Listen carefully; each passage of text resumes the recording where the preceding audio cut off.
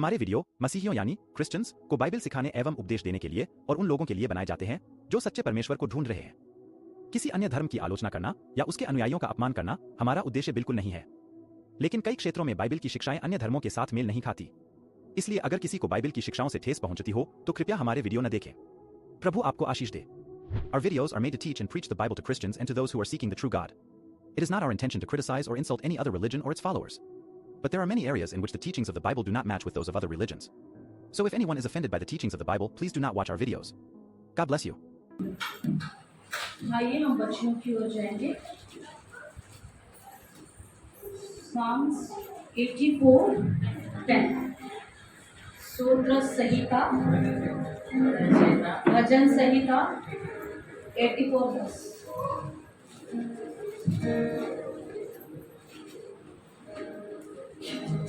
मैं तब तक इंग्लिश में पढ़ती। For a day in your court is better than 1,000. I would rather be a doorkeeper in the house of my God than dwelling in the tent of wickedness. ये वचन इतना सुंदर रीति से वचन बताए हैं कि हम परमेश्वर के मंदिर में जैसे हम 1000 दिन बाहर रहने से अच्छा अगर एक दिन हम परमेश्वर के मंदिर में आते हैं वो उससे भी बेटर है।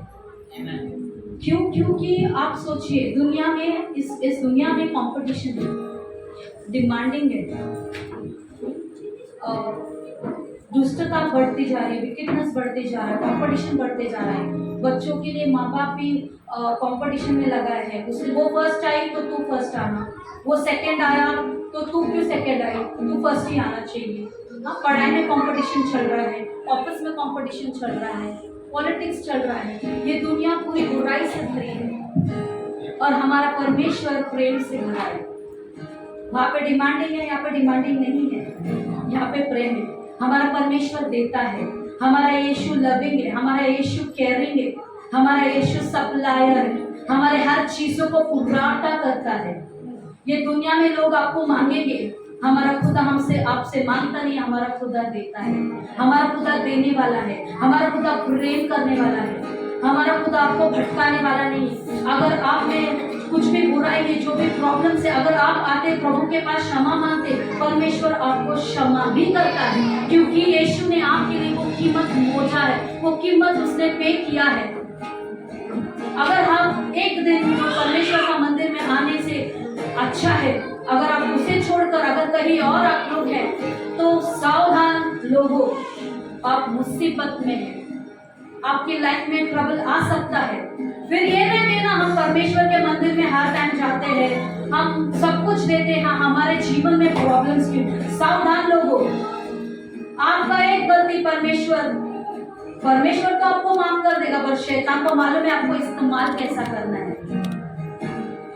तो शैतान के हाथों की पुतली ना बने, परमेश्वर के हाथों की पुतली बने, जो आपके लिए उस कलवरी पर गया, जो आपको इतना प्रेम करता है, आपके 1000 गलतियों के बावजूद वो आपको क्षमा करता है। और हम वो जो दिन एक शब्बत डे, हमारा चर्च 3 से 4 दिन नहीं होता है, ओनली संडे होता है। मैं तो कहूँगी संडे के दिन जो भी काम आता है उसे ना ही करें। अगर वो बहुत अर्जेंट है, फैमिली के लिए बहुत कुछ है, एंड देन आप लोग जरूरी है और उस दिन आप नहीं आते तो समझे जा सकते। बट हमेशा अगर आप लोग नहीं आते हो और कोई भी बहाना देते हो, बीमार है, अगर आप बीमारी का बहाना लोगे, हमारा मंदिर जो है आपको चंगाई देने के लिए है। परमेश्वर का वचन कहता है मैं चंगाई देता हूँ, मैं यहोवा राफा जो आपके जीवन में चंगाई काम करेगा। हमारा परमेश्वर एबेनेजर है, आपकी जरूरतों को पूरा करेगा। आप ये भी नहीं कह सकते मेरे पास पैसे नहीं, मुझे आगे नहीं हो रहा है। आप अगर इच्छा रखोगे तो परमेश्वर आपके लिए लोगों को खड़ा करेगा।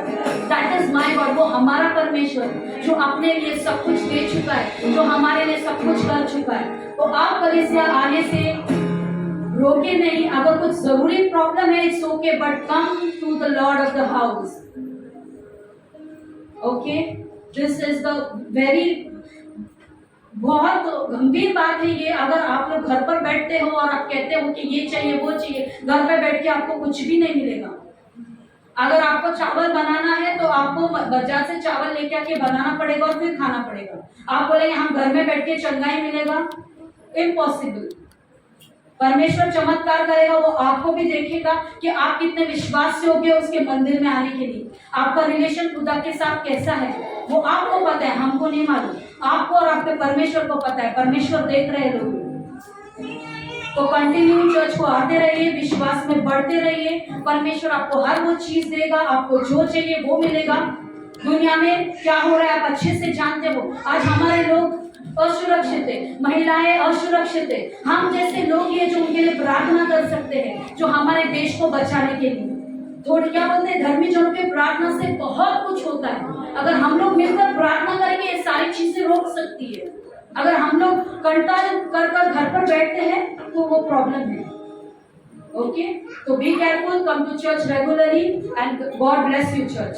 आई would like to call my husband.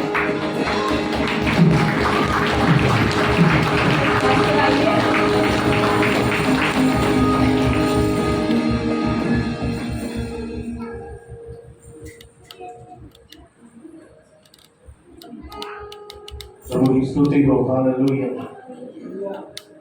बहुत ही सुंदर वचन है। बाइबल कहती है कि तेरे आंगनों का एक परमेश्वर के आंगन में हमें आशा मिलती है, परमेश्वर के आंगन में हमें चंगाई मिलती है। उसकी उपस्थिति में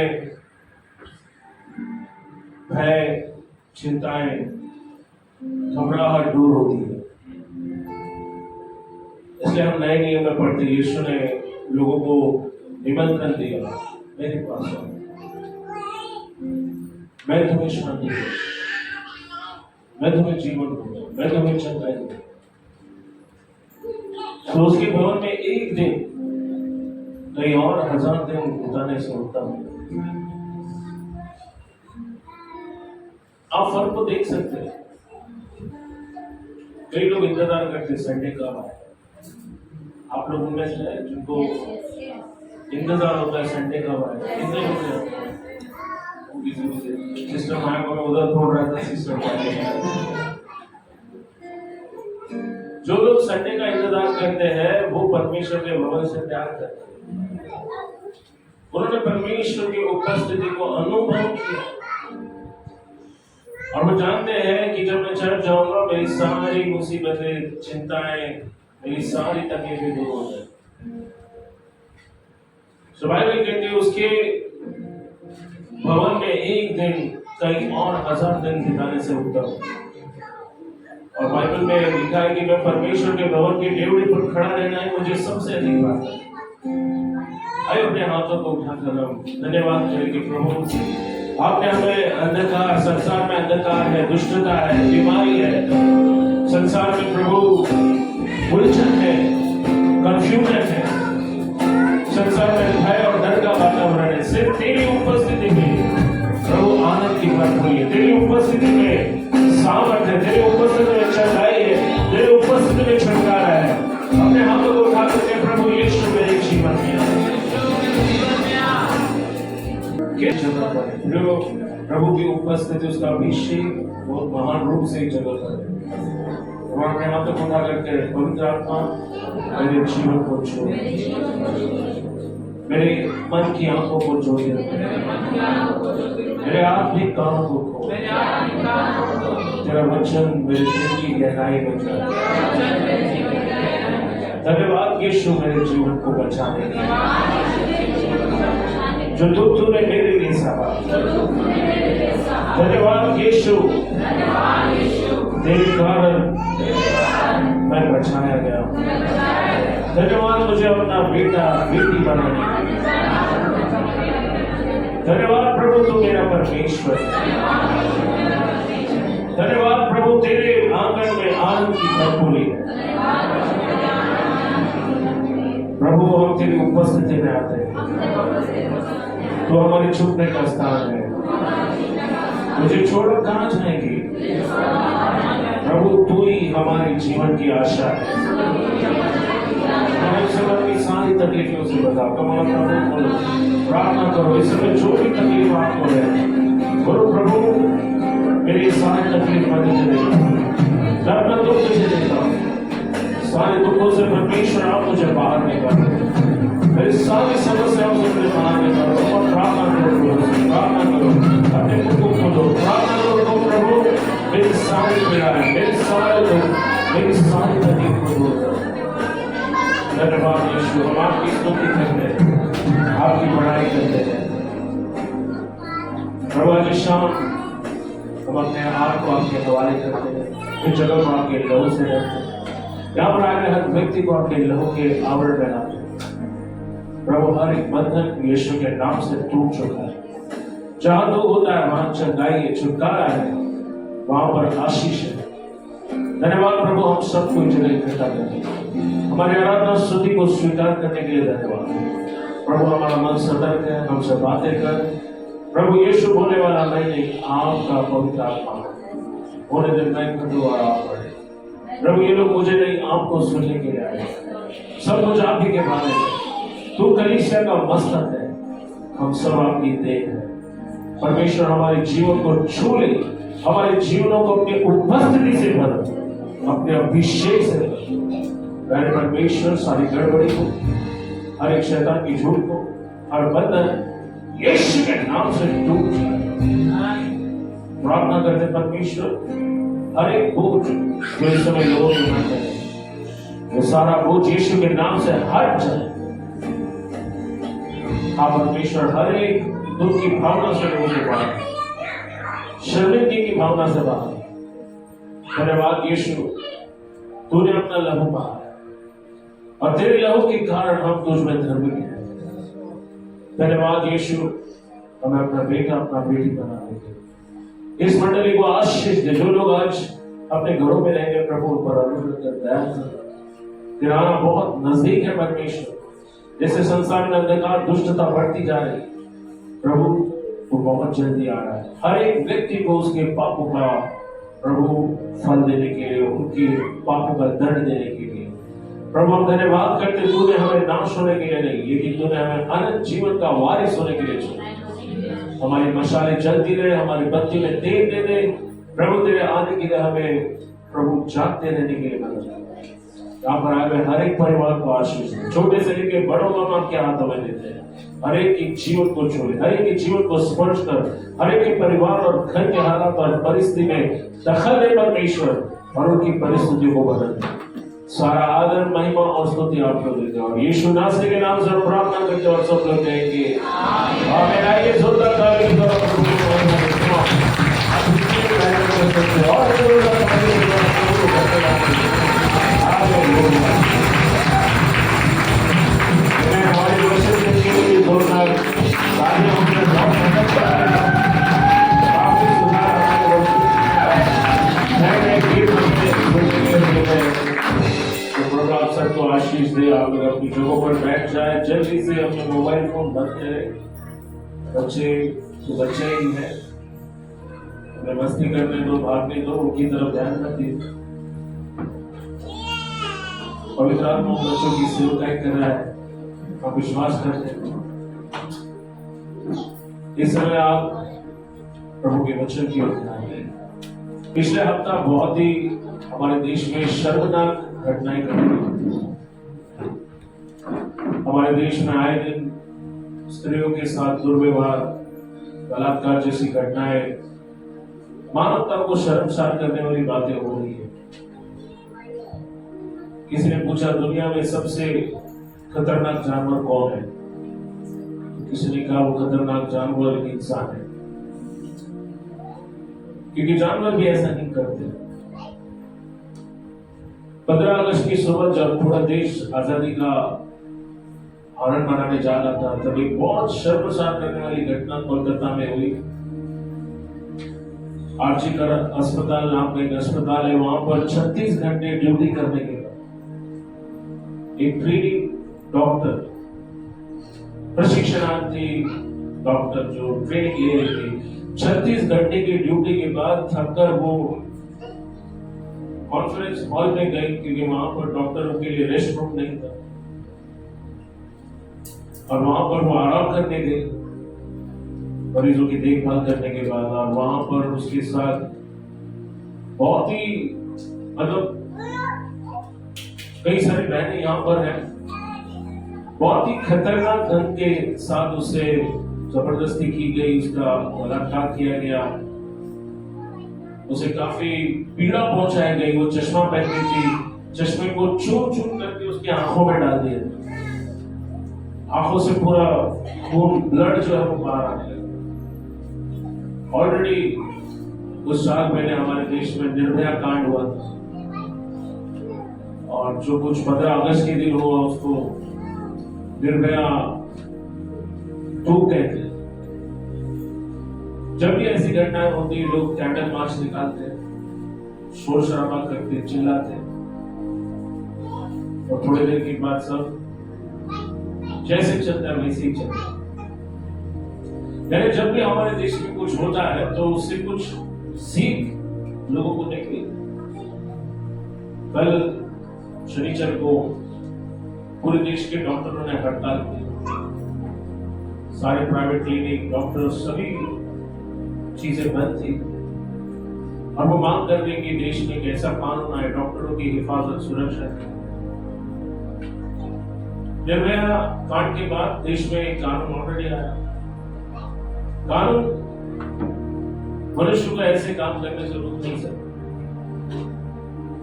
आप देखो, उसी दिन 3 जगह पर बलात्कार की घटना है। हमारे मुंबई में सागिनाका में 3 साल की बेटी, 9वीं का स्टूडेंट, 9वीं कक्षा का स्टूडेंट। दिल्ली में 22 साल की लड़की के साथ दुर्व्यवहार। अब देखो, हमारी जो बहन बेटियां हैं वो घर से बाहर निकलने के लिए डर रही। अभी हर माता पिता को अपने बच्चों की चिंता सताए, और ये सब क्यों हो रहा है? अब देखो, सोशल मीडिया, इलेक्ट्रॉनिक मीडिया, आने दिन अब देखो अश्लीलता, नंगापन धड़ल्ले से दिखाएगा। छोटे छोटे बच्चों से लेकर बड़े तक अश्लील चीजें देख रहे हैं मोबाइल पर, टीवी पर, फिल्मों में। अब देखो, कुछ चंद पैसों के लिए फिल्मों में कलाकार कपड़े उतार कर सारी चीजें कर रहे हैं जो नहीं करना चाहिए, और युवा पीढ़ी पर उसका एक बहुत ही गलत प्रभाव। ये सारी घटनाएं क्यों हो रही? क्योंकि वासना का आत्मा लोगों को अपने वश में कर रहा है, और जब ये वासना का आत्मा लोगों पर हावी होता है, वो देखते हैं कि 3 साल की बच्ची, 2 साल की बच्ची। यीशु ने कहा, तुम्हारी आंखें, तुम्हारी आंखों, तुम्हारे जीवन का द्वार। अगर तुम्हारी आंखें अंधकार से भरी हुई, तो पूरा जीवन जो है अंधकार से भरा हो। तो जितने जो जेंटलमैन हैं, मैं उनसे कहना चाहूंगा कि इन दिनों मोबाइल हर एक के हाथों में, छोटे बच्चों के हाथ। सोचो, 9वीं कक्षा में ऐसा जघन्य अपराध करें। ऐसा मत सोचो कि सिर्फ लड़कियां खतरे में, लड़के भी खतरे में। लड़कों के साथ भी दुर्व्यवहार हो रहा है। माँ बाप काम पर चले जाते, बच्चों को अकेला घर में छोड़ते, उन पर ध्यान रखने वाला कोई नहीं। सोचते बड़ा परिवार है, बड़ा घर है, रिश्तेदार है, संभाल लेंगे, लेकिन बच्चों के साथ जो भी गलत होता है वो घर के ही लोग करते, बाहर के लोग, उनके अपने जानने वाले लोग, पड़ोसी लोग। अब किस पर भरोसा करेंगे बताओ मुझे? बच्चों की सुरक्षा को लेकर आप किस पे? माँ बाप किसी के ऊपर भरोसा मत करो, तुम्हारे भाई बहन के ऊपर भी भरोसा मत करो। बच्चों के लिए प्रार्थना करो, उनके भविष्य के लिए, उनकी सुरक्षा के लिए प्रार्थना करो। जैसे कविता ने कहा, दुनिया में दुष्टता बढ़ती जा रही है, अंधकार बढ़ता जा रहा है। ये शैतान को मालूम है उसका टाइम नजदीक आ गया है, और इसलिए आप देखो, अंधकार दुनिया में इतना ज्यादा लोगों को अपने बस में कर रहा है। लोग दुष्ट होते जा रहे हैं। पहले जिन चीजों को बुरा बोलते थे, आज वो चीज लोगों के लिए सामान्य हो गई। पहले जो लोग छुपकर देखते थे, करते थे, आज वो खुले तौर पर कर। और 10 साल के बाद क्या क्या होने वाला है से प्रभु जानते हैं। इसलिए प्रभु की साथ ज्यादा समय बिताओ, अपने परिवार के लिए प्रार्थना करो, बच्चों को अकेला मत छोड़ो, बच्चे आपकी जिम्मेदारी है। हालात परिस्थिति ऐसे है कि आज माओ को भी बाहर काम के लिए जाना पड़ता है।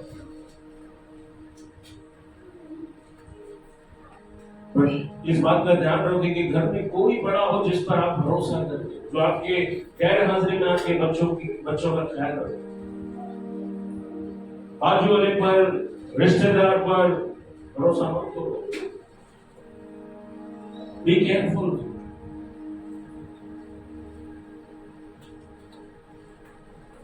ऑलरेडी हमने इस चीज के लिए प्रार्थना की, पर मैं चाहता हूं हमारे चर्च के सभी बहनों के लिए, सभी सिस्टर्स के लिए, सभी जो भी चर्च में जितने लड़कियां हैं, सबकी सुरक्षा के लिए एवरी डे, हर दिन सबको प्रार्थना करें। नेक्स्ट प्रे, आइए हम प्रार्थना करें। परमेश्वर, हमारे देश की जो हालात इस समय बद से बदतर हो रहे हैं, पुलिस प्रशासन, कानून कायदा सब कुछ होने के बाद बार बार ऐसी शर्मिंदगी की घटनाएं हो रही है। जानवर भी इस तरह बर्ताव नहीं करते जैसे इंसान बर्ताव करते। प्रभु, जो कुछ उस युवा डॉक्टर के साथ हुआ कोलकाता में, प्रभु उसके माता पिता पर जो कुछ गुजरा है, जो दुख, जो पीड़ा उस लड़की को दी गई, उसके माता पिता को दिया गया, जो कुछ साकिनाका में हुआ परमेश्वर, और जो कुछ धड़ल्ले से आज हर जगह हो रहा है परमेश्वर, हमें नहीं मालूम हर दिन कितने बच्चों के साथ दुर्व्यवहार होता है। कई है जो अपने माँ बाप को बता भी नहीं पाते, और कई जो बताते हैं लेकिन माँ बाप मुंह बंद रखते बदनामी के डर से। हम प्रार्थना करते परमेश्वर, आपका अनुग्रह हमारे देश पर, वासना, कामुकता का दुष्ट आत्मा जो लोगों को अपने बस में कर, प्रभु जो युवा पीढ़ी गुमराह होती जा रही, दुष्टता और अंधकार की ताकतें उन्हें गलत काम करने के लिए धोखा देती है। प्रभु, हम प्रार्थना करते हैं हर एक अश्लीलता परमेश्वर जो इस समय इंटरनेट, सोशल मीडिया के जरिए फैलाई जा रहा है, हम प्रार्थना करते हैं प्रभु हमारे समाज की रक्षा कर, हमारे समाज के लोगों की कल्पना और विचारों की रक्षा कर, युवा पीढ़ी की सोच की रक्षा कर। प्रभु, हम प्रार्थना करते हैं हमारे समाज में बहन बेटियों की रक्षा कर, छोटे बच्चों की रक्षा कर, बालकों की रक्षा कर। प्रार्थना करते परमेश्वर, जिनके साथ अन्याय हुआ है उन्हें न्याय मिले, जो दोषी है उनको कड़ी से कड़ी सजा मिले परमेश्वर। और प्रार्थना करते परमेश्वर, जो भी अपराधी है वो जल्द से जल्द पकड़े जाए। हम प्रार्थना करते परमेश्वर, आपका अनुग्रह, आपकी कृपा हमारे देश पर, मुंबई पर, महाराष्ट्र पर, हमारी कलीसिया पर हो, हमारे परिवारों पर हो प्रभु।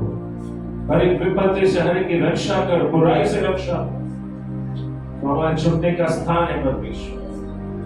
यीशु मसीह के महान नाम से हम कहते हैं आमीन। आइए हम परमेश्वर के वचन में जाएं। हम देने के अनुभव के बारे में सीख रहे हैं।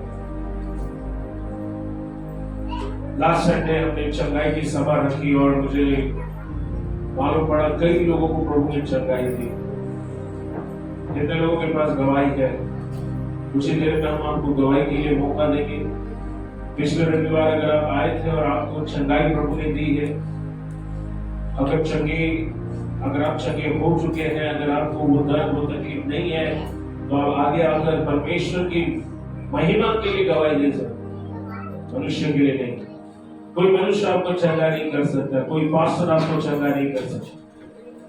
चंगाई सिर्फ यीशु मसीह देता है। कोई कहे हालेलुया। आमीन। सो हम सीख रहे हैं देने का अनुग्रह, ओके। और आज हम हमारे आत्मिक शिक्षा को जो हम पिछले 1.5-2 महीनों से देख रहे हैं, उसका ये आखिरी भाग है, ओके। मेरे साथ निकाले 2 कुरिन्थियों 9 अध्याय वचन 8 को हम पढ़ेंगे। परमेश्वर यहाँ पर पौल कहता है कि परमेश्वर तुम्हें सब प्रकार का अनुग्रह बहुतायत से दे सकता है। दूसरा कुरिन्थियों 9 अध्याय वचन 8। जल्दी से कोई मेरे लिए पढ़े क्विकली। परमेश्वर सब प्रकार का अनुग्रह तुम्हें बहुताई से दे सकता है। और परमेश्वर सब प्रकार का अनुग्रह तुम्हें बहुतायत से दे सकता है, जिससे हर बात में और हर समय सब कुछ तुम्हें आवश्यक हो तुम्हारे पास रहे। आमीन। यहाँ पौल कहता है जिससे हर समय, सभी लोग बोलो, हर समय, हर पल जो बातें हमारे लिए आवश्यक हो वो हमारे पास रहे। देखिए यहाँ पर पौल क्या कहता है, परमेश्वर तुम्हें सब प्रकार का अनुग्रह बहुतायत से दे सकता है, जिससे और हर एक भले काम के लिए तुम्हारे पास बहुत कुछ हो। सो परमेश्वर आपके पास बहुत कुछ देना चाहता है, लेकिन गलत कामों के लिए नहीं, भले कामों के लिए। सभी लोगों को भले कामों के लिए। पिछले 2 हफ्ते पहले मैंने बात की थी महान आशीषों के बारे में। महान आशीषें दी जाती है ताकि आपके द्वारा दूसरों की सहायता हो, दूसरों को मदद पहुंचे, दूसरों को परमेश्वर आशीष दे सके। यहाँ पर पौलुस कहता है परमेश्वर तुम्हें सब प्रकार का अनुग्रह बहुतायत से दे सकता है। कोई कहे परमेश्वर दे सकता है। क्या दे सकता है? सब प्रकार का अनुग्रह। सभी लोग बोलो सब प्रकार का अनुग्रह। अब अनुग्रह के कई सारे प्रकार हैं। आमीन। ओके, अनुग्रह के कई सारे प्रकार हैं, पर यहाँ पर पौलुस कहता है कि वो सब प्रकार का अनुग्रह तुम्हें दे सकता है। अब यहाँ पर थोड़ी देर के लिए ध्यान दीजिए, अपने ध्यान को भटकने मत दीजिए। अनुग्रह क्या है? मैंने पहले ही बताया था, अनुग्रह है अनडिजर्व फेवर, यानी जिस कृपा के लायक हम नहीं, जिस मेहरबानी के लायक हम नहीं है, वो मेहरबानी, वो कृपा, वो दया जब हमें मिलती है तो आप उसे कहते हैं अनुग्रह। कोई कहे अनुग्रह। जब अनुग्रह आपके ऊपर उतर कर आता है तब असंभव सी लगने वाली बातें आपके लिए संभव हो जाती है। हालेलुया। कोई कहे हालेलुया। असंभव से लगने वाली बातें आपके लिए आसानी से हो जाती है। जो घर जिसे आप कभी भी अपनी शक्ति से खरीद नहीं सकते हैं, जब वो आपको आसानी से मिल जाता है, आप इसे क्या कहोगे? क्या कहोगे? हेलो, क्या कहेंगे? हालेलुया। तो आप उसे अनुग्रह कहोगे। जब अच्छी शक्ल सूरत, पैसा न होने पर भी आपको सबसे सुंदर पत्नी या पति मिलता है, आप इसे क्या कहोगे? What do you call this? क्या कहोगे आप इसे? अपने बाजू वाले को बोलो अनुग्रह। जोर से बोलो अनुग्रह। जब बाकी सब पीछे रह जाते हैं, जीवन भर संघर्ष करते हैं, लेकिन आप उनसे आगे निकल जाते हैं, इसे आप क्या कहोगे? इसे आप क्या कहोगे? सभी लोग जोर से बोलो अनुग्रह। अनुग्रह। प्रभु आज के शाम दिन अनुग्रह मुझ पर होने दे। भगवान बोलो परमेश्वर मुझ पर, मेरे परिवार पर अपने अनुग्रह को भेज। हालेलुया। हालेलुया। जब आपके सारे नियम और कानून बदले जाते हैं, आप उसे क्या कहोगे? अनुग्रह।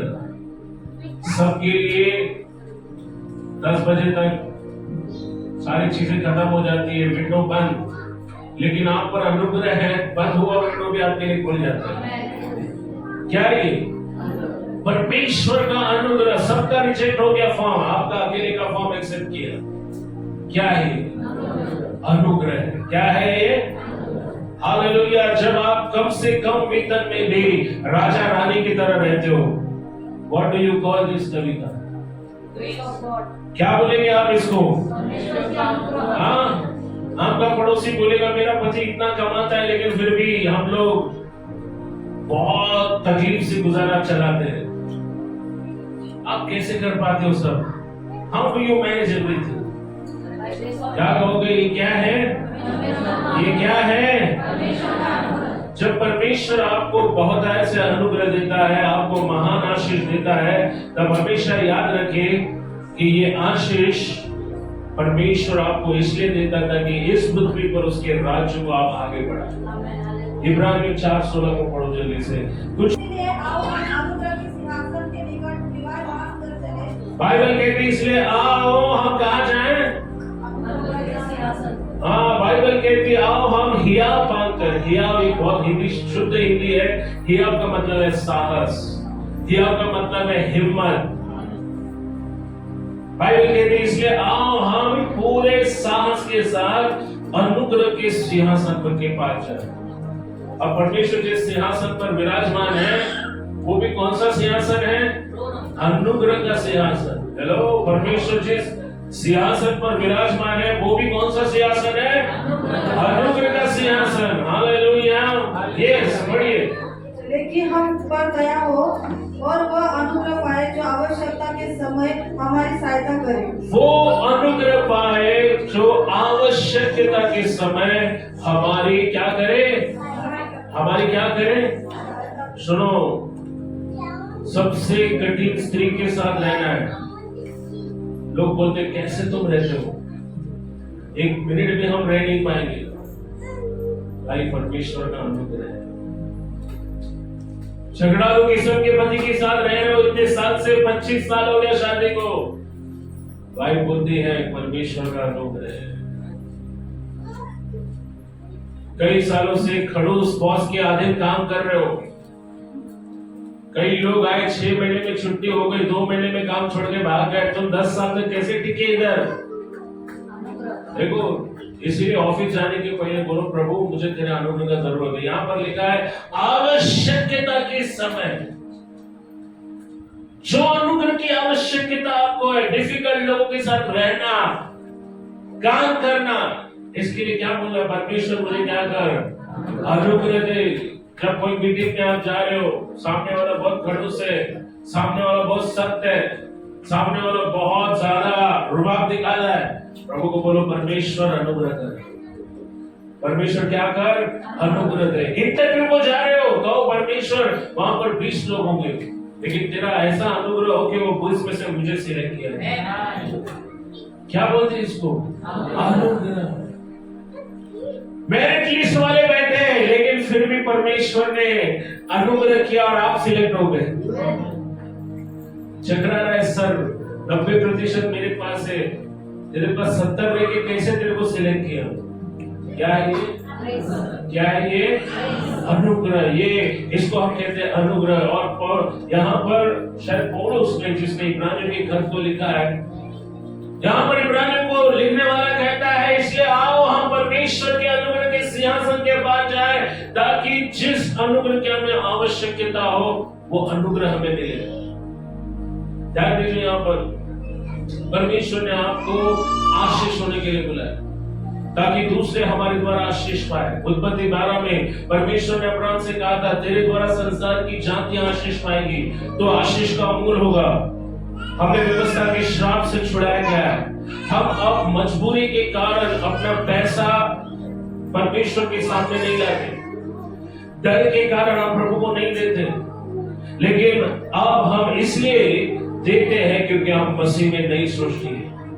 हमें लालच कंजूसी के बंधन से छुड़ाया गया है, क्योंकि हम मसीह में नई सृष्टि है।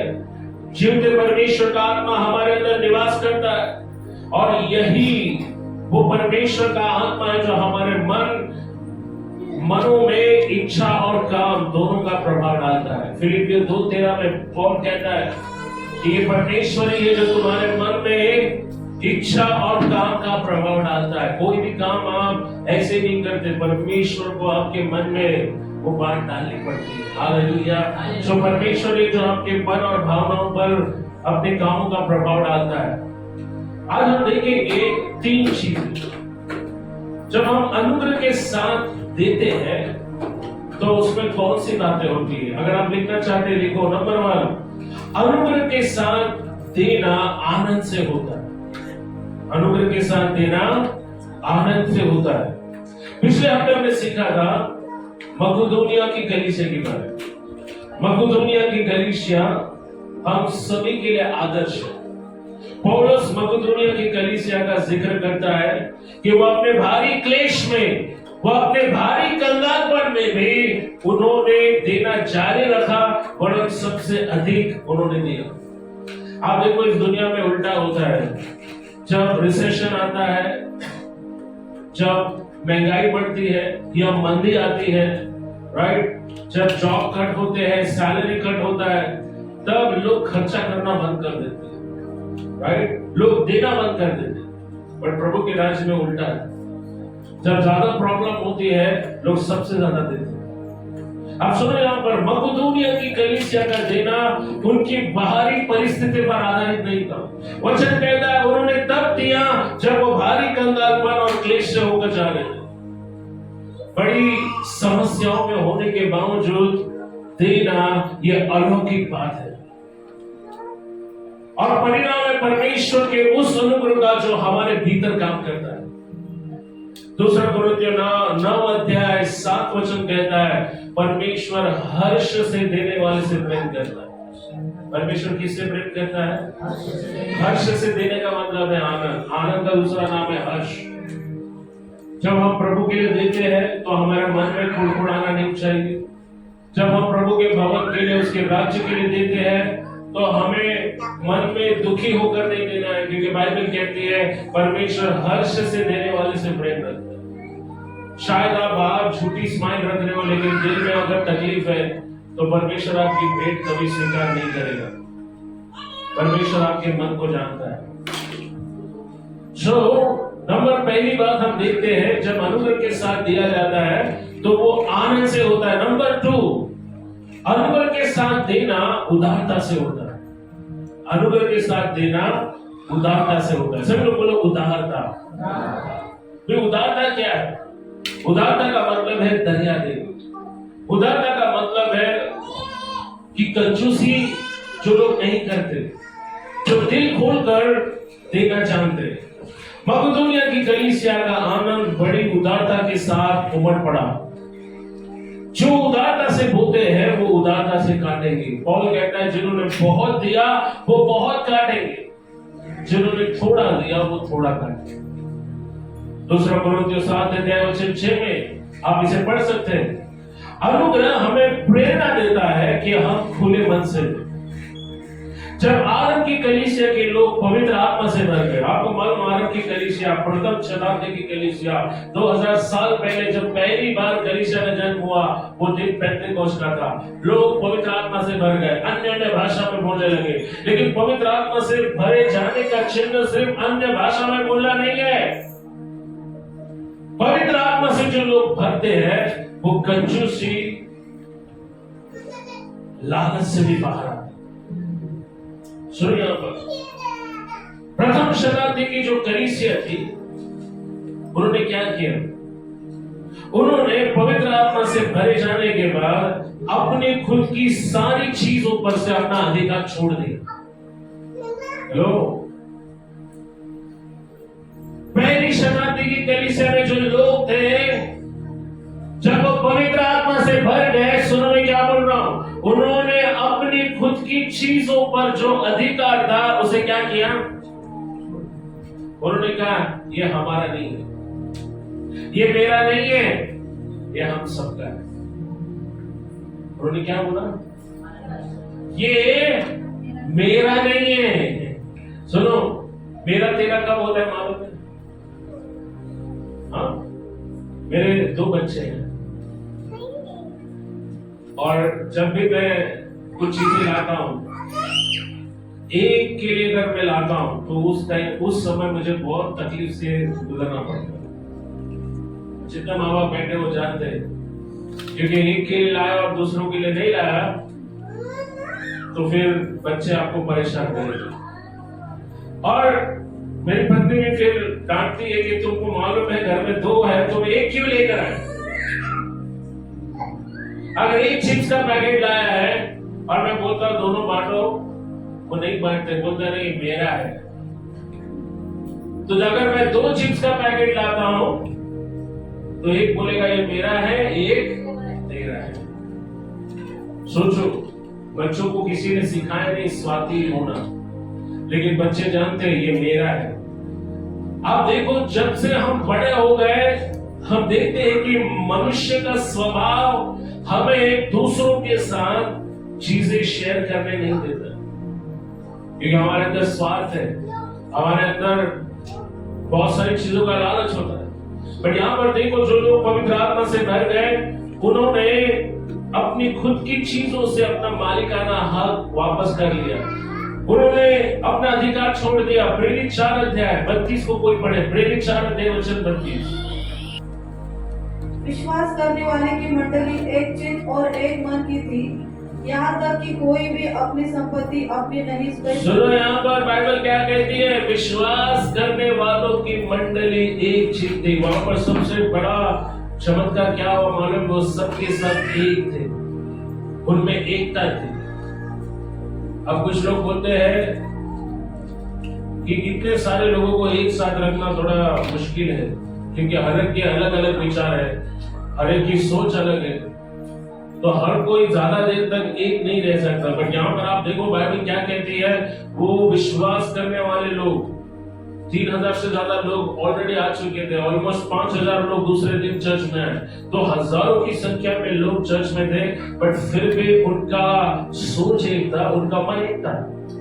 और अगले पद में लिखा है कि कोई भी अपनी वस्तु अपनी नहीं कहता। देखो क्या लिखा है वचन 32 में, विश्वास करने वालों की मंडली एक चित्त और एक मन की थी, हाँ। यहाँ तक कि कोई भी अपनी संपत्ति अपनी नहीं कहता था, कोई भी अपनी संपत्ति अपनी नहीं कहता, परंतु सब कुछ साझे में था। परंतु सब कुछ साझे का था। साझे का मतलब जो तेरा है वो मेरा है। साझे का मतलब है यहाँ पर कोई भी किसी एक का नहीं है, सबका है। यानी अगर एक शर्ट है तो ये शर्ट कोई भी पहन सकते, सबका है। घर में देखो 4 भाई होगा और एक अगर शर्ट इस्त्री करके रखता है, छोटा वाला आके पहनकर चला जाता है। हुआ है आपके घर में ऐसा? हुआ है, very good, praise the Lord. तो आप देखो घर के लोगों के लिए कोई चीज तेरा मेरा नहीं, हो सकता है। कलीसिया में एक परिवार है, हालेलुया। और पहला बदलाव जो लोगों में आया वो स्वार्थीपन से छोड़ गए। उन्होंने कहा ये चीज हमारी नहीं, ये सबकी है। और देखो आगे क्या लिखा है, वचन 34-35 तक पढ़ते जा रहे हैं। प्रेरित बड़े सामर्थ से प्रभु यीशु के जी उठने की गवाही देते रहे, और प्रेरित बड़े सामर्थ से प्रभु यीशु के जी उठने की गवाही देते थे, और उन सब पर बड़ा अनुग्रह था। उन सब पर क्या था? हेलो माफ करो, क्या था? वचन क्या कहता? उन सब पर क्या था? हमारी कलीसिया पर भी क्या होना चाहिए? किसका अनुग्रह होना चाहिए? बाइबल कहती, वचन को अंडरलाइन करो, उन पर क्या था? छोटा अनुग्रह था, थोड़ा अनुग्रह था। बाइबल क्या बोलते हैं? उन पर क्या था? बड़ा अनुग्रह था। सभी लोग बोलो, बड़ा अनुग्रह था। मैंने ऑलरेडी आपको बताया, जब अनुग्रह आता है तो साथ में आशीष आता है। अनुग्रह जब आता है असंभव बातें संभव होती है। अनुग्रह जब आता है तो नामुमकिन चीजें मुमकिन हो जाती है। और बाइबल कहती है पहली शताब्दी की कलीसिया में अनुग्रह था, और बड़ा अनुग्रह था, क्योंकि कोई भी मतलब ही नहीं था। आप देखो आज की दुनिया में दोस्त भी अगर होते हैं तो भी मतलब के होते हैं। तू मेरी पीठ खोजा, मैं तेरी पीठ खोजा। तूने पार्टी दिया, मैं पार्टी दूंगा। तूने मुझे हेल्प किया, मैं तेरी हेल्प करूं। बट ये मसीह का तरीका नहीं। मसीह कहता है जो तुम्हें नमस्कार नहीं करता उनको भी नमस्कार। अब देखो इस दुनिया में सब कुछ स्वार्थ से जुड़ा हुआ है। आज लोग अगर किसी से साथ जुड़ना भी चाहते तो देखते इससे मेरा भला क्या होगा, मेरा फायदा क्या होगा। दोस्त भी लोग बनाते हैं तो देखते हैं कि इसमें मेरा फायदा क्या होगा। गाना सुने, मतलब ये है लोग यहाँ पर यीशु ने हमें निस्वार्थ प्रेम करना सिखाया। यीशु ने हमें देना सिखाया। सिर्फ यीशु मसीह ने कहा उधार देने के बाद वापस उधार मत लो। नहीं तो ये दुनिया अगर उधार देती है वो आपका जीना हराम कर लेगी जब तक उधार वापस नहीं ले। पर प्रभु ने हमें सिखाया, अगर किसी को कुर्ता चाहिए तो क्या करो, दो। अगर कोई एक कोस चलना चाहे उसके साथ क्या करना। सोचो, यीशु की शिक्षा संसार की शिक्षा से एकदम अलग थे। बाइबल कहते हैं उन पर बड़ा अनुग्रह था।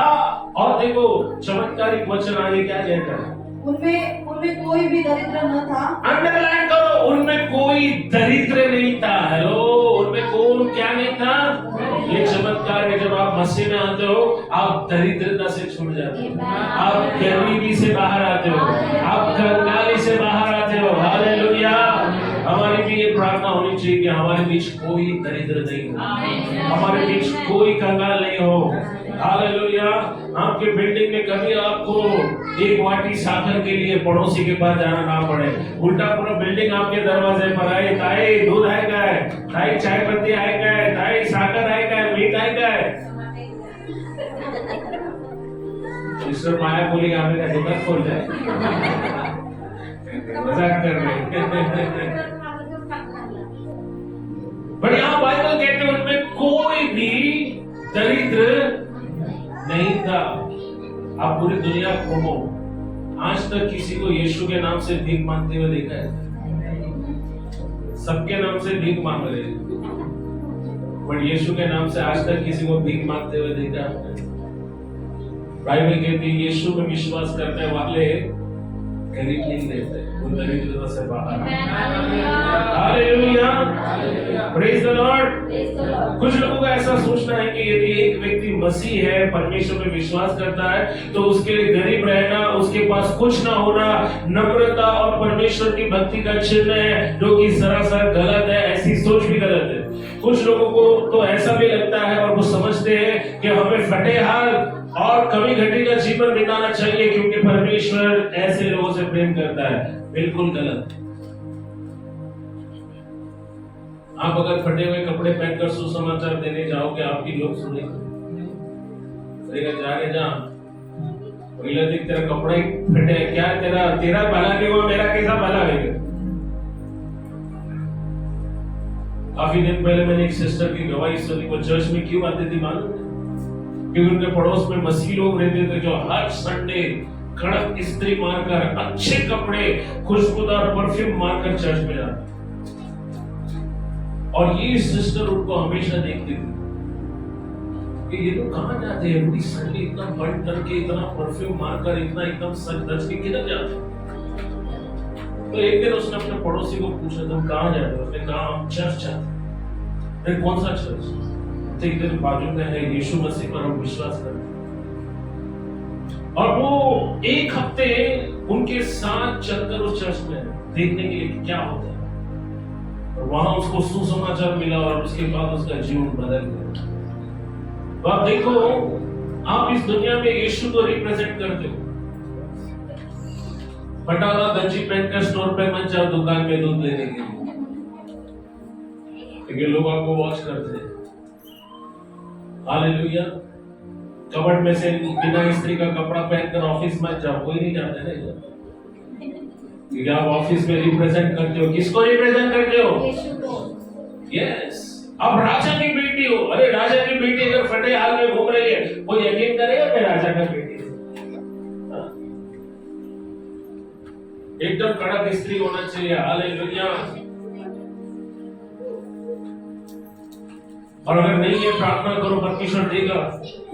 कैसे देगा मेरे को नहीं मालूम, लेकिन वो देगा। 5 रोटी से 5000 लोग कैसे खाएंगे? चेलों को सवाल था, 5 रोटी और खाने वाले 5000 है। जब यीशु ने कहा धन्यवाद की प्रार्थना की और चेलों को दिया, चेले हंसते रहेंगे, ये क्या हो गया हमारे को? 5 रोटी देके बोलते जाओ बांटो। इधर दिख रहा नहीं 5000 से पुरुष है, स्त्री और बच्चों को पकड़ेंगे तो और 10,000 तक जाएगा। ये 5 रोटी किसकी गले में, किसको पूरा पड़ने वाला है? बट जैसे वो विश्वास से गए, जैसे उन्होंने टोकरी से रोटी निकाला, वो रोटी कहां से आए टोकरी में मालूम नहीं, बट बाइबल कहती 5000 लोग खाए और कितना बच गया? 12 टोकरी। एलिया नबी सरापत के विधवा के घर जाता है, उसको बोलते जा अभी पानी लेके आ, रोटी भी लेके आ। वो कहता है हे प्रभु, मेरे परमेश्वर के जीवन की शपथ, मेरे पास सिर्फ एक कुप्पी आटा और क्या है, एक कुप्पी तेल और मुट्ठी भर मैदा है। अब ये भी खा के हम लोग, पूरे गांव में अकाल था, उनका आखिरी निवाला था, लेकिन एलिया बोलता है पहले जा मेरे को लेकर आ, मैं जैसा बोलता हूँ जा के कर। ये उस विधवा स्त्री का टेस्ट था। और प्रभु का धन्यवाद, जब उसने परमेश्वर के नबी ने जैसा कहा वैसा किया, उसके घर में क्या हुआ मालूम है? वो डब्बे में आटा कैसे बढ़ गया मालूम नहीं। हालेलुया। और परमेश्वर जो एलिया है वो आज भी ऐसे चमत्कार कर रहा है। मैंने कई सिस्टर्स लोगों से सुना है, पास्टर हमारे डब्बे में आटा कैसे बढ़ गया मालूम नहीं। तेल नहीं था लेकिन तेल आया। स्टोव में खाना बना रहे, स्टोव में तेल नहीं था, फटफट लगा नहीं था कि पूरा कालवा तैयार होगा, बट हमने प्रार्थना किया, पूरा तैयार हो गया, लेकिन स्टोव का घासलेट खत्म ही नहीं हुआ। पहले का टाइम का गवाही हमने सुना। तो ये सब करने वाला कौन है? कौन है? आमेन, हालेलुया। सो कुछ लोग सोचते हैं कि अगर हम फटे हाल हैं, अगर हम कमी घटी में जीवन है, जीवन बिता रहे, परमेश्वर खुश होगा। बिल्कुल भी नहीं। वो आपके लिए गरीब बना, इसलिए नहीं कि आप गरीब हैं, वो आपके लिए गरीब बना ताकि आप उसमें क्या बने, धनवान। अब कुछ लोग कहते हैं कि क्या परमेश्वर हमको करोड़पति बनाना चाहता है? क्या इसका मतलब ये है कि परमेश्वर सबको करोड़पति बनाना चाहता है, सबको लाखों करोड़ों रुपए देना चाहता है? सुनो, धनी होने का मतलब क्या? अगर आप शब्दकोश देखो, ओके, डिक्शनरी देखो, तो आपको मालूम पड़ेगा धनी इस शब्द का मतलब है किसी चीज की कमी ना होना या बहुतायत से आपूर्ति करना। जो परमेश्वर आपकी घटी पूरा करना चाहता है, वह आपको इतना देना चाहता है कि आपका जरूरत पूरा होने के बाद जिसके पास कुछ नहीं है उसको आप दे सकते। खुद के बच्चों को भूखा मार के दूसरे को मत रोटी खिलाओ। हाँ, अविश्वासी से भी बदतर बनोगे आप। सुनो, यीशु ने क्या कहा?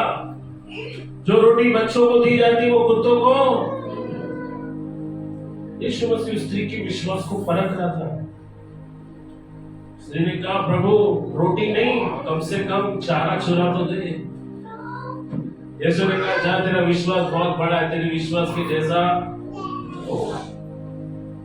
मत्ती 6:33 को पढ़ो।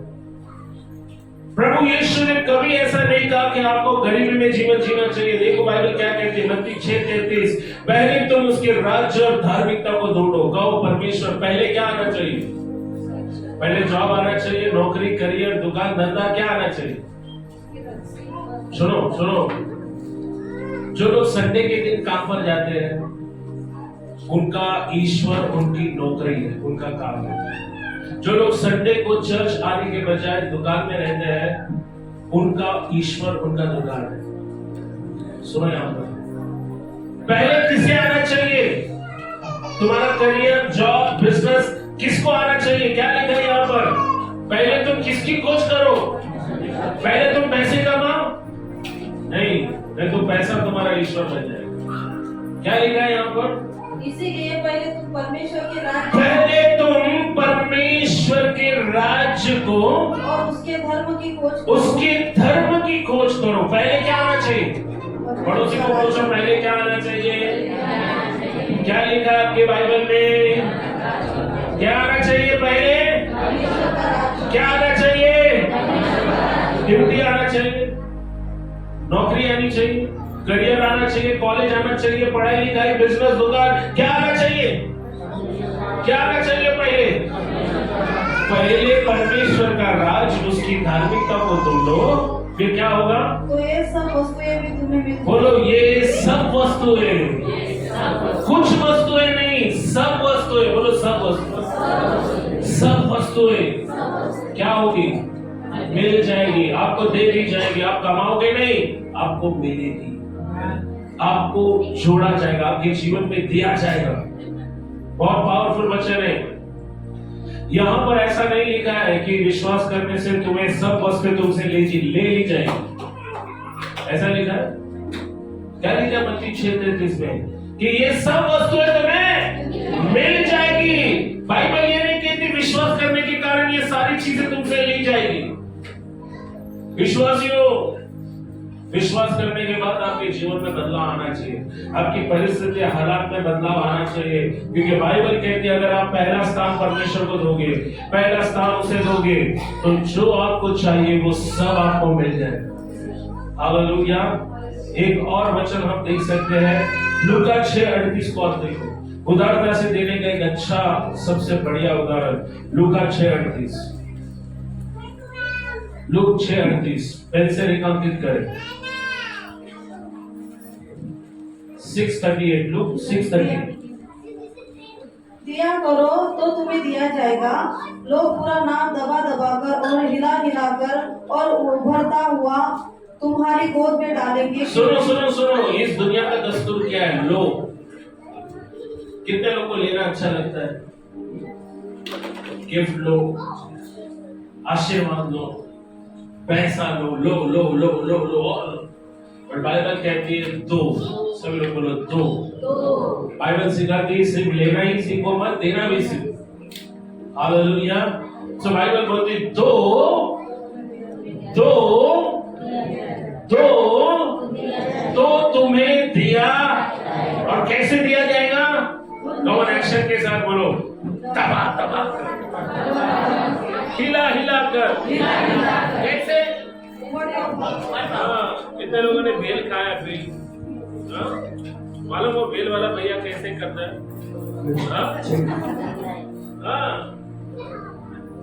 जब आपको डब्बे में शक्कर भरना है और वो मुंह तक भर जाता है, आप क्या करते हो? उसको क्यों हिलाते हो? नहीं, अभी और जगह बनेगा, और जगह, और इसमें और डालेगा। हालेलुया। यीशु कहता है तो तुम्हें दिया जाएगा, और कैसे दिया जाएगा? दबा दबा कर। बोलो दबा दबा कर, हिला हिला कर। तुम्हारे गोद में डाला जाएगा। बोलो तुम्हारे, अभी बोलो मेरे गोद में डाला जाएगा। किसके गोद में डाला जाएगा? ध्यान दो, कौन डालेगा? कौन डालेगा? परमेश्वर डालेगा। क्या लिखा है यहाँ पर? क्या लिखा है? कौन डालेगा? लोग कहां डालेंगे? तुम्हारी गोद में। मैं वो वाला गोद भरा नहीं बोल रहा हूं। कितने लोग आशीर्वाद को पाना चाहते हैं? आशीर्वाद, आशीर्वाद से गोद भरना चाहिए। क्योंकि यहाँ पे क्या लिखा है? तुम्हारी गोद में लोग क्या करेंगे? क्या डालेंगे? हालेलुया। तो हम सुनो, यहाँ पर हमारे यहाँ गोद भरेगी इस समय। ओके, आपको बोलना है परमेश्वर मेरे गोद में भी आशीर्वाद दे, उन्नति दे, हमें गरीबी से बाहर ला प्रभु, हमें हर एक दरिद्रता से बाहर ला। कितने लोग अपने जीवन में आशीर्वाद आते हुए देखना चाहते हैं? फिलिपियों 4:19 को पढ़ेंगे जल्दी से। फिलिपियों 4:19। मेरा परमेश्वर भी अपने उस धन के अनुसार जो महिमा सहित मसीह यीशु में है, तुम्हारी हर एक घटी को पूरी करेगा। अपने बात में बोलो, मेरा परमेश्वर तुम्हारी सारी घटी को पूरा करेगा। तुम्हारी सारी घटी को पूरा करेगा। भजन 23 में दाऊद कहता है यहोवा मेरा, और इसलिए मुझे कोई घटी आमेन, हालेलुया।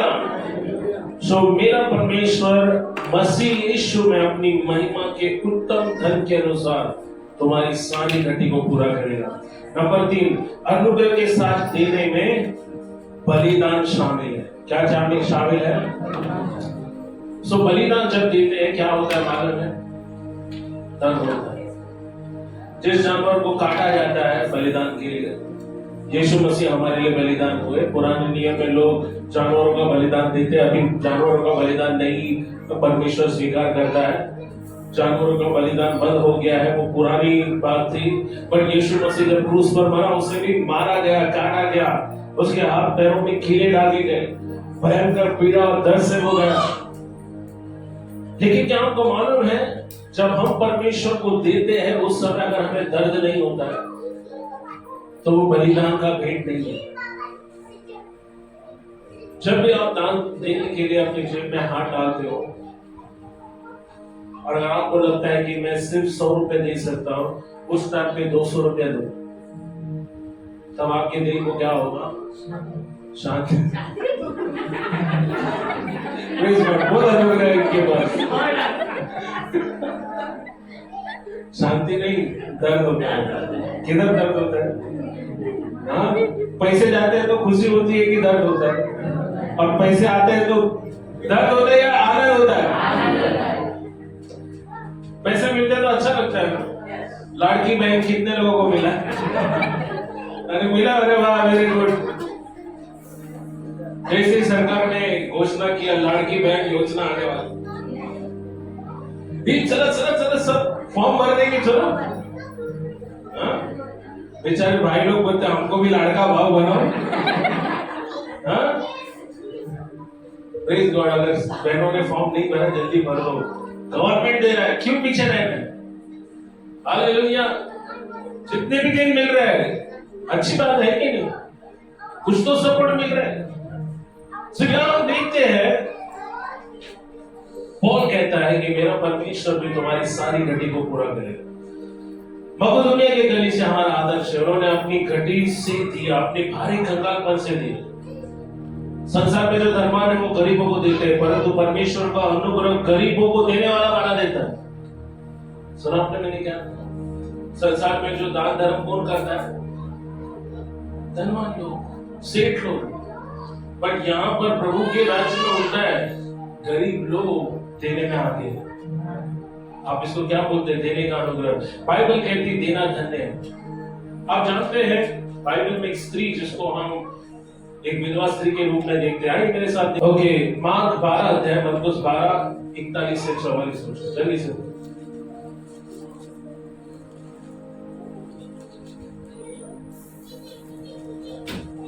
वो मंदिर के भंडार के सामने बैठकर देख रहा था कि लोग मंदिर के भंडार में किस प्रकार पैसे डालते हैं। हाँ, सुनो सुनो सुनो, कौन देख रहा था? चलो, और कहां देख रहा था? मंदिर के भंडार की ओर देख रहा था। यानी जब आप दान देने के लिए अपना हाथ बढ़ाते हो, परमेश्वर आप में चाहे को देख रहा है। यीशु क्या देख रहा था? कि कौन कैसे दान डालता है। बाइबल कहते वो मंदिर में बैठकर मंदिर के भंडार को देख रहा था। आगे, और बहुत से धनवानों ने बहुत कुछ डाला। बहुत से धनवानों ने बहुत कुछ डाला। इतने में एक कंगाल एक गरीब विधवा आई, आकर दो दमड़ियों जो एक अंधेरे के बराबर होती है डाली। उसने 2 दमड़ी, कुछ जगह पे लिखा है 2 तांबे के सिक्के, उसने क्या किया? डाल दिया। यीशु ने क्या कहा? पढ़ो। उसने अपने चेलों को पास बुलाकर कहा, मैं तुमसे सच कहता हूँ कि मंदिर के भंडार में डालने वाले इस कंगाल विधवा ने सबसे बढ़कर डाला है, सबसे अधिक डाला है। देखो उसने कितना डाला था? सिर्फ 2 दमड़ी। 2 दमड़ी किसमें जाना है? किसमें? बट फिर भी यीशु कहता है स्त्री ने सबसे ज्यादा दिया। क्यों?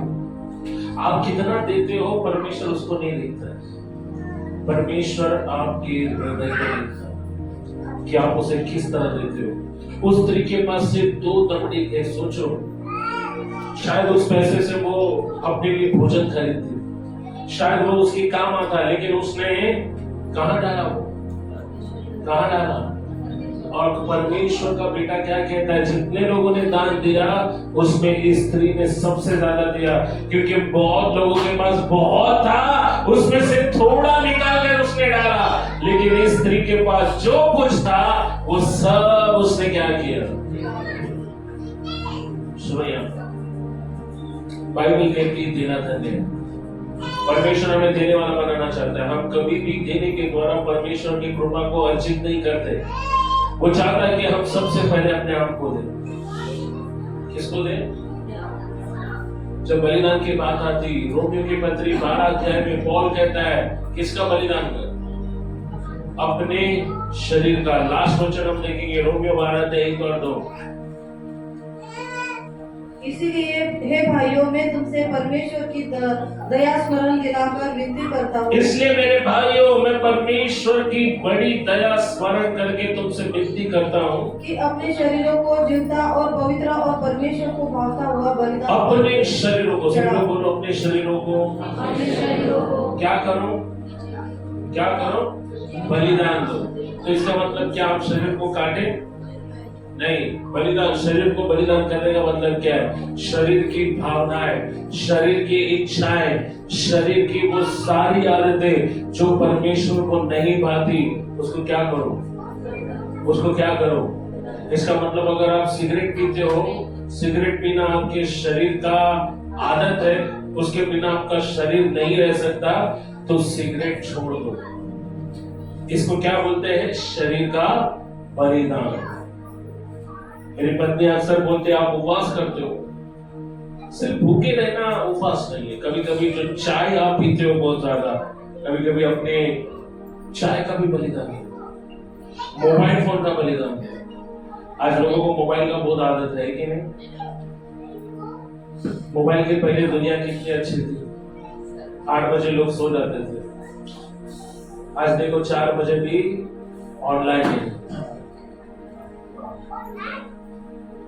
मोबाइल ने नींद हराम कर दी। रात के 4 बजे भी मैसेज आ रहा।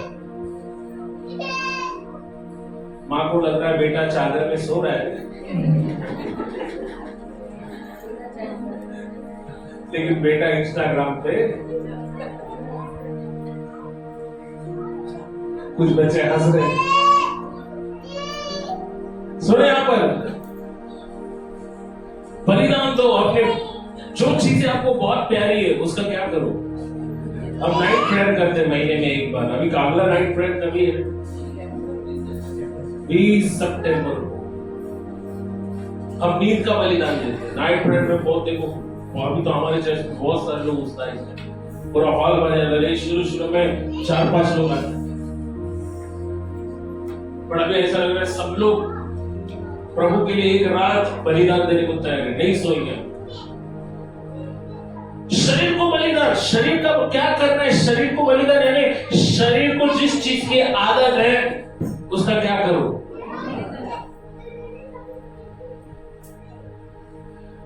तब क्या होगा? आपका मन नया होगा। बाइबल क्या पढ़ती है? देखो क्या लिखा है, यही तुम्हारी आत्मिक सेवा। ये तुम्हारी आत्मिक सेवा। कितने लोग सेवा करना चाहते हैं? Hello hello hello. माइक पकड़ के सेवा नहीं होता है। पुलपिट पर खड़े होकर प्रचार करना सेवा है क्या? नहीं, एक और सेवा है। बाइबल कहती है बलिदान दो। हर दिन जब आप जो शरीर को अच्छा लगता है वो आप छोड़ देते हो, शरीर को नहीं देते हो, वो भी आत्मिक सेवा है। वो भी क्या है? परमेश्वर की, क्योंकि ये मंदिर है। ये क्या है? शरीर क्या है? शरीर क्या है? मंदिर है। और इस मंदिर को बनाए रखने के लिए जो भी बलिदान आप देते हो वो क्या है? आत्मिक सेवा है। देखो आगे क्या लिखा है, इस संसार के सदृश न बनो, परंतु तुम्हारे मन के नए हो जाने से। अपने भाइयों को बोलो इस संसार के जैसा मत बनो, इस संसार को कॉपी मत करो। तो तुम्हारे मन के नए हो जाने से, किसके नए हो जाने से? बोलो मन के नए हो जाने से। मन को नया करना, मन को नया कैसे करेंगे? अब देखो, आप जब प्रभु में आए तो आपका शरीर वही है, तो बदलता क्या है? हाँ, सभी लोग बोलो मैं एक आत्मा हूँ, मैं शरीर में रहता हूँ, मेरे पास मन है, भावना है। आप कौन हो? आत्मा। बोलो आत्मा प्राण शरीर। जब मनुष्य बनता है तो उसका आत्मा नहीं मरता है। क्या मरता है? क्या मरता है? शरीर मरता है। शरीर क्या है? बॉक्स है, बॉक्स। सोना लेने गया, हाँ, मारवाड़ी सोना किस में देता है? पेपर में बांध के देते हैं, लेकिन किसमें देता है? वो बॉक्स देखा कितना खूबसूरत होता है, मलमल होता है उसके अंदर, क्या होता है? हाँ। और सोने का दागिना जब वो बॉक्स में बैठता है कितना अच्छा लगता है हाथ में लेने के लिए। पर घर में जब आप लेके जाते हो, दागिना पहनते हो, बॉक्स किधर फेंका आपको मालूम नहीं पड़ता है। हाँ? तो जब आप मर जाओगे ना, सोना चला जाएगा, ये बॉक्स सड़ जाएगा, उसको जला देंगे, मिट्टी में डालेंगे, ये बॉक्स है, ये शरीर है, ये क्या है? सो बाइबल कहती है संसार को कॉपी मत करो, तुम्हारे मन को नया करो। कैसे मन को नया करेंगे? अब प्रभु में आ गए, शरीर तो वही है। अब प्रभु में जब आप आए थे आपके बाल नहीं थे, तो प्रभु में आने के बाद बाल नहीं आ जाएंगे, क्योंकि वही शरीर है। अभी शरीर में पाप है, शरीर पाप कर रहा है। आप बोलेंगे अरे मैं जितना प्रार्थना करने को जाता हूँ ये शरीर मेरे को पाप की तरफ खींचता है, क्योंकि शरीर का अभी तक उद्धार नहीं हुआ है। समझ रहे? शरीर का छुटकारा कब होगा? जब यीशु आएगा। मालूम है ना, कलीसिया उठा दी जाएगी और हम सब क्या हो जाएंगे? तब हमारे पास ये शरीर नहीं होगा, हमारे पास क्या होगा? बाइबल कहती है विनाशकारी ये शरीर जो है वो विनाशमय है। जब ये विनाशमय बोया जाएगा तब अविनाशी शरीर को हम धारण करेंगे। ऐसा शरीर हमारे पास होगा जो सड़ेगा नहीं, गलेगा नहीं, पुराना नहीं होगा, बूढ़ा नहीं होगा, बाल सफेद नहीं होंगे, मुंह में झुर्रियां नहीं आएगी। आप सब तेजस्वी कलीसिया होगी। आप कौन होंगे? तो क्यों मसीह में आने के बाद पाप करने की लालसा बढ़ती है, मन भटकता है? क्योंकि शरीर वही है। इसके लिए क्या करना है? अपने मन को नया करना है। बोलो, मन को नया करना है। अब मन को कैसे नया करेंगे? वचन से, प्रार्थना से, प्रभु के साथ संगति करने से। हफ्ते में एक बार अगर चर्च आते हो, मन नया होगा, तो उसके लिए क्या करना पड़ेगा? हर दिन घर पे जाने के बाद सुबह उठो, वचन को पढ़ो, प्रार्थना करो, वचन पर मनन करो। अगर दिन भर फिल्म के गाने सुनते रहोगे, मुझे नींद ना आए, क्या होगा फिर रात में?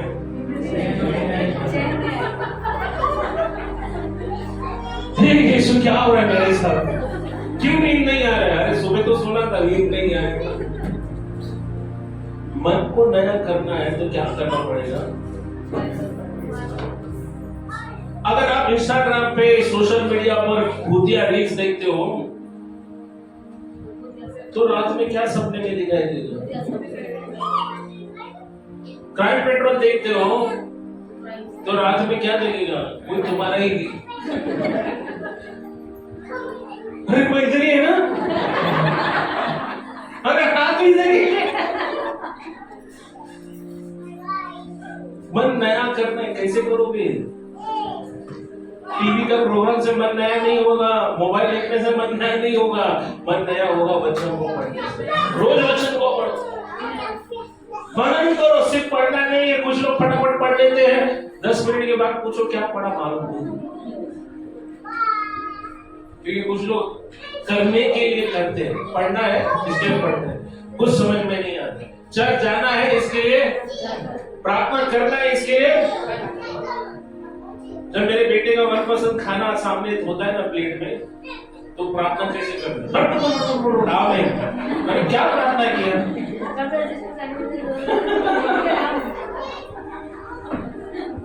अरे भूख लगी है, प्रभु समझ रहा है। सोचिए आप, बाइबल कहते हैं तुम्हारे मन के नए हो जाने से तुम्हारा चाल चलन क्या हो? चाल चलन कब बदलता है? जब मन बदलेगा। और मन कैसे बदलेगा? वचनों के द्वारा। हालेलुया। पुराना और ऐसा मन जो नया नहीं हुआ है वो परमेश्वर की इच्छा को कभी समझ नहीं पाएगा। परमेश्वर हमारे मनों को तब तक नया नहीं करेगा जब तक कि हम अपने शरीर को उसे सौंप नहीं देते।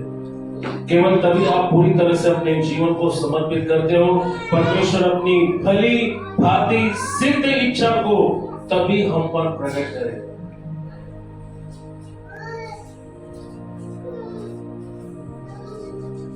मैंने भी एक शब्द कहा था कि शरीर का उद्धार नहीं हुआ। एक्चुअली बोलने का मतलब हमारा आत्मा का नया जन्म है, पर शरीर ये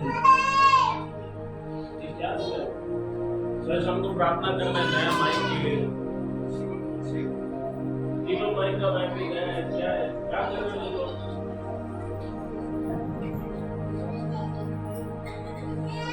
सुनो यहाँ पर, परमेश्वर के लिए आप बहुत बहुमूल्य हो। प्रभु आपको आपके पैसों से भी ज्यादा वो आपको चाहता है। सो देने के पहले खुद को दो। पैसा देने के पहले किसको देना है? अपने आप को। That's all stand.